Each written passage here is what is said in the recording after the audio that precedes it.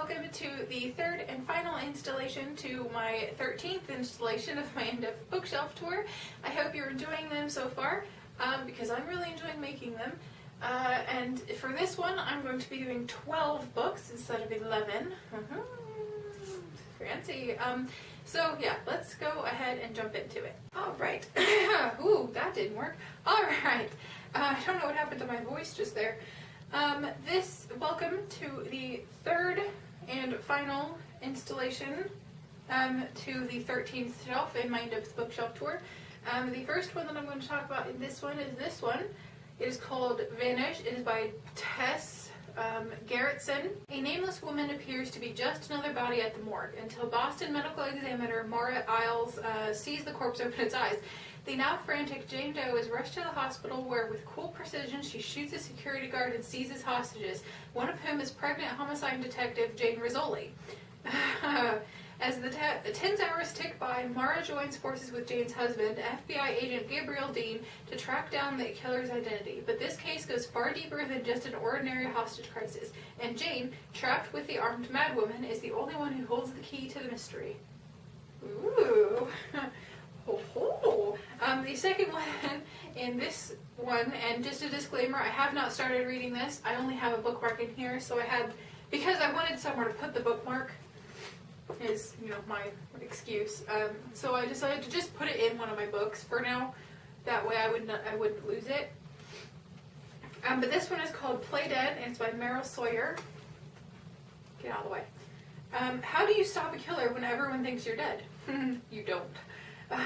When Newport Beach heiress Haley Fordham heads to Costa Rica on an art commission, she has no idea she's narrowly escaped an assassin's car bomb. But before the paint's even dry on her mural, her step-siblings have arranged her funeral and redivided the family trust.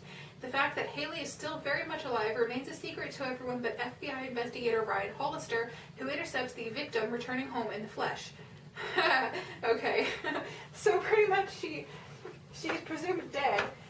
So this guy just kind of swoops in and kind of like kidnaps her because she doesn't know she's presumed dead. Okay, Ryan has zero tolerance for the pampered elite, but there's something about the complex Haley that sets his blood racing. With evidence pointing to a Fordham family associate, Ryan needs her cooperation and her closeness more than he dares admit.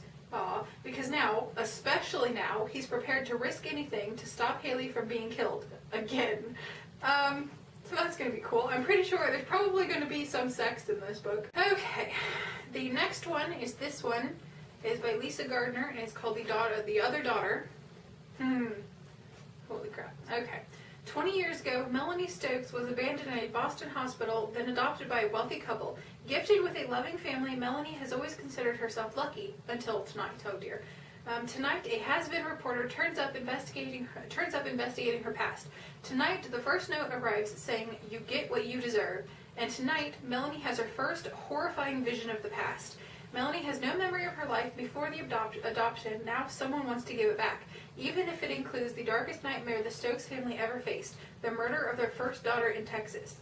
Oh man. As Melanie desperately searches for her real identity, two seemingly unrelated events from the past will come together in a dangerous explosion of truth. The next one is this one. It is called Highland Bride by Hannah Howell.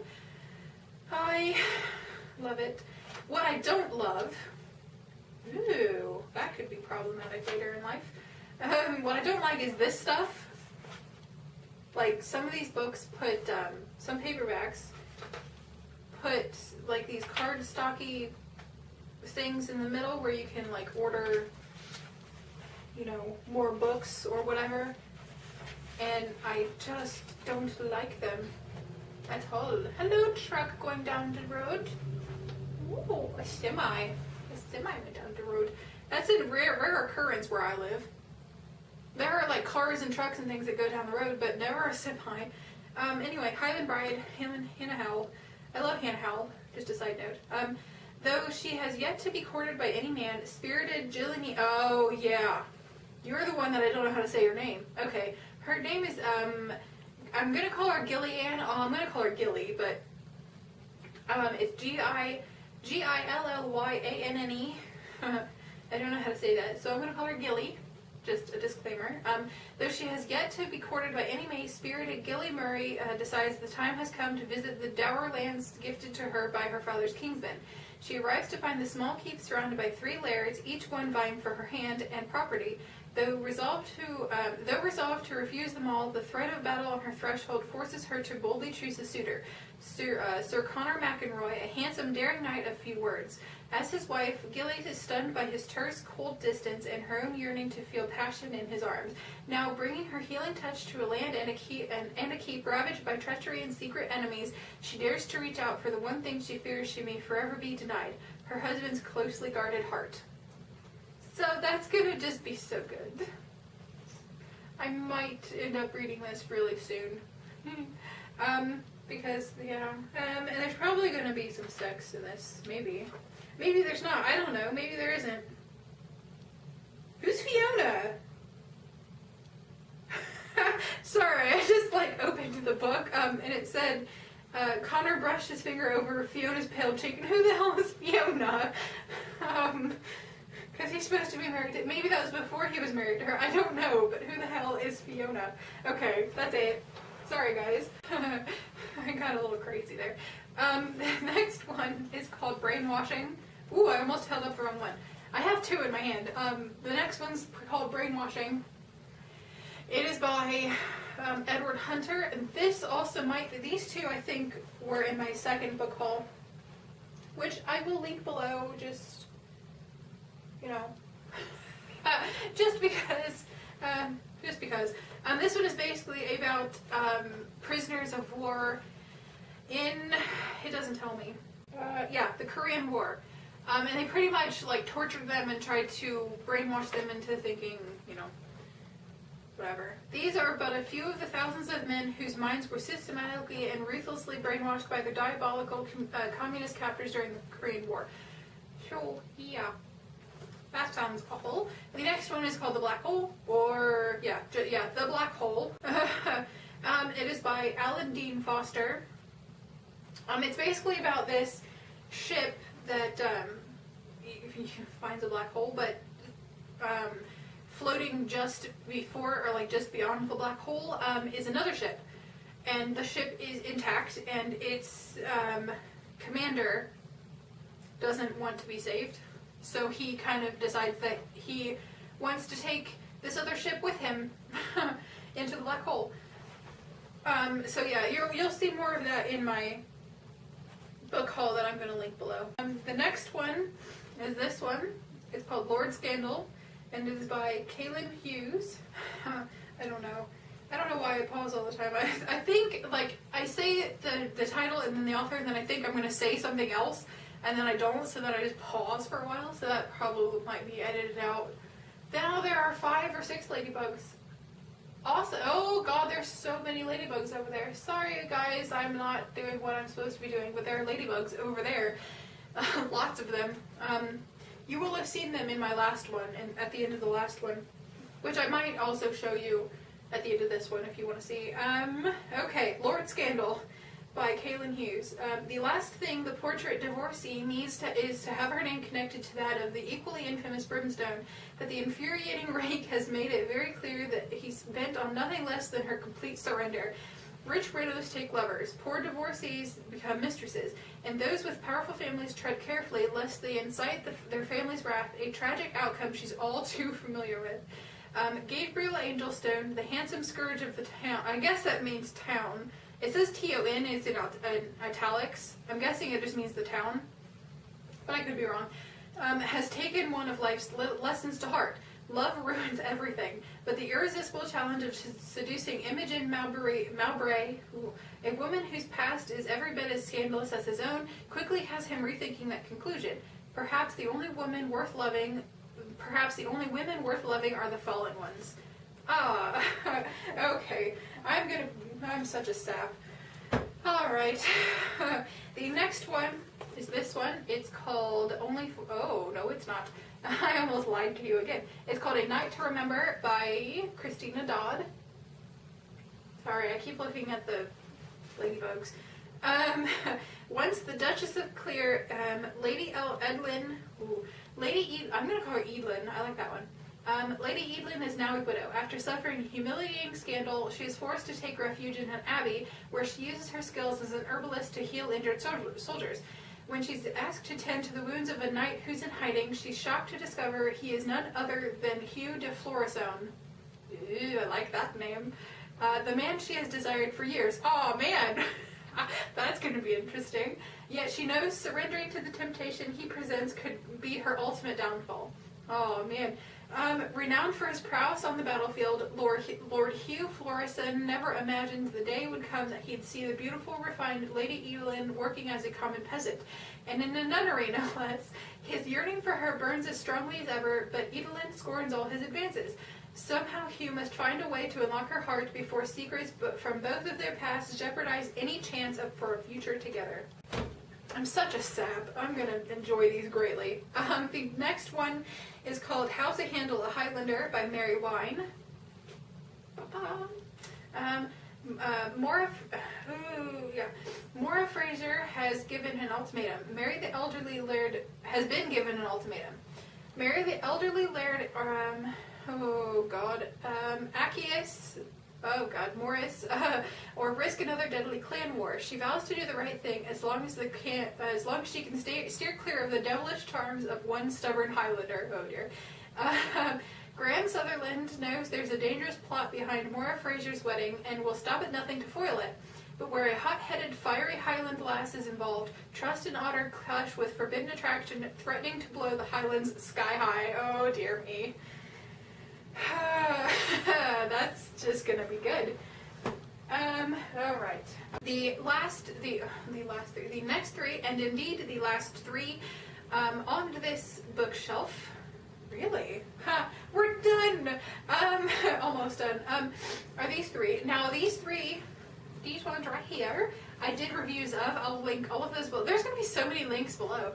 I will link them below, but if you don't want to, search through those links, which is fine, you can just go to my page, and these ones are the first three book reviews. I do warn you that they are not nearly as good as any of these videos you have seen so far, like any of these recent videos you have seen. But anyways, I'll put those below. I will tell you about these, but not nearly like in as much depth as those ones. I don't know if the lighting has changed, but it kind of looks like the sun went behind a cloud. So I apologize if that's what happened. I don't have any fancy lighting, so I'm using the window. The first one is this one. It's called Wild at Heart by Jenna Kaiser. Janice. Oh god. I am just going to butcher everything today. By Janice Kaiser. This is basically about a man who was accused of a murder and so fled into the wilderness where he lived for 15 years. And then this woman, she's, I don't know what she calls herself, but she is some kind of paleontologist, archaeologist kind of person at the University in Washington. And so she then decides that she wants to go into the wild and meet this man because she thinks that would be a really cool opportunity for her to meet this wild Tarzan-like man living in the wilderness. So she does, and a whole bunch of other stuff happens to them. The next one is Hot Zone by Catherine Mann. This one is so good. I love this one.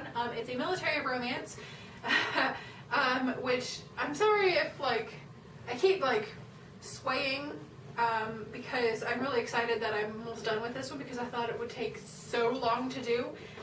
I keep looking outside or at the ladybugs. I'm sorry. Okay, Hot Zone. Catherine Mann. This is about a man named Hugh Franco. He is a, what does he call? He calls himself something that's not his name. He is a pararescueman. Basically, he's in the middle. Basically, the pararescuemen are a group of men. I think there's women too, but they're a group who parachute down into earthquake zones. After an earthquake, you have all the rubble and all the destruction. It's really hard to get around, so they parachute out onto the rubble and stuff, and they go searching for people who could possibly be buried. So he finds one, and she, she's stuck under the rubble, and he finds her and he rescues her and all that stuff. So yeah, there's that. So then they go on this wild adventure after that.